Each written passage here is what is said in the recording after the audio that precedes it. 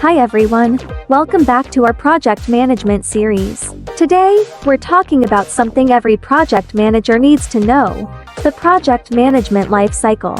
Every project, big or small, follows a life cycle, a sequence of phases that take us from the initial idea to final delivery. Understanding these phases can help you lead a project with clarity and confidence. Let's break down each phase and see what it takes to move a project from start to finish successfully. The project management life cycle consists of 5 key phases: initiation, planning, execution, monitoring and controlling, and closure. Each phase has specific goals and activities, and together, they create a roadmap for managing projects. Let's look at each phase in detail. 1. Initiation phase. First phase of any project is initiation. This is where the project officially begins. In the initiation phase, our main goal is to define the project at a high level. It's all about asking the right questions. What is this project aiming to achieve? Why is it necessary? Who will be impacted? Here, we'll create a project charter, a document outlining the project's purpose, objectives, scope, and stakeholders. The project charter is like a go button for the project. Without a clear charter, projects can lack focus and direction. This phase also involves identifying key stakeholders, the people or groups who will be affected by or have an interest in the project. Involving stakeholders early helps us understand expectations and ensures that we're aligned with the needs of everyone involved.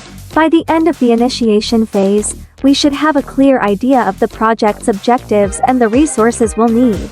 If everything looks good, we move forward to the next phase: planning. 2. Planning phase. Planning phase is crucial. It's where we build a roadmap for achieving the project's goals. In this phase, the project manager and team work together to define tasks, set deadlines, and allocate resources.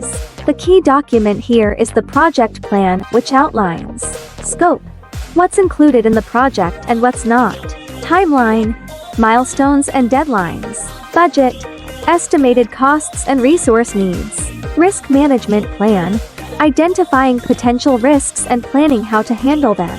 The planning phase is where we break down the project into tasks and deliverables. Each deliverable represents a specific outcome that contributes to the project's goals. In addition to the project plan, we also create a communication plan to ensure everyone stays informed throughout the project. Clear communication is key for successful collaboration, especially on complex projects. By the end of the planning phase, we should have a detailed roadmap that tells us what needs to happen, when, and who's responsible for each task. Once this is in place, it's time for the action to start in the execution phase. 3. Execution phase. The execution phase is where the plan comes to life. This is often the longest and most resource-intensive part of the project. In the execution phase, team members begin working on their assigned tasks. The project manager's role shifts to coordinating and guiding the team. They make sure everyone has what they need, facilitate communication, and address any obstacles that come up. Regular team meetings are essential in this phase. These meetings help the team stay aligned on progress, share updates, and address any roadblocks as they arise. Communication tools, project management software, and progress tracking dashboards can be very helpful for staying organized. During execution, the project manager also keeps an eye on quality control. By monitoring quality, the team can ensure that each task meets the project's standards and requirements. Quality control can involve testing, reviewing, or making adjustments as needed. By the end of the execution phase, most of the project's deliverables should be complete. However, it's not quite over yet. That's where the monitoring and controlling phase comes in. 4. Monitoring and controlling phase. Monitoring and controlling phase often runs alongside the execution phase. While the team works on tasks, the project manager constantly checks progress to make sure things are staying on track. Monitoring involves comparing the project's progress to the plan. Are we on schedule? Are we within budget? Are we meeting quality standards? If the project starts to drift from the plan, the project manager steps in to make adjustments. This process is known as controlling.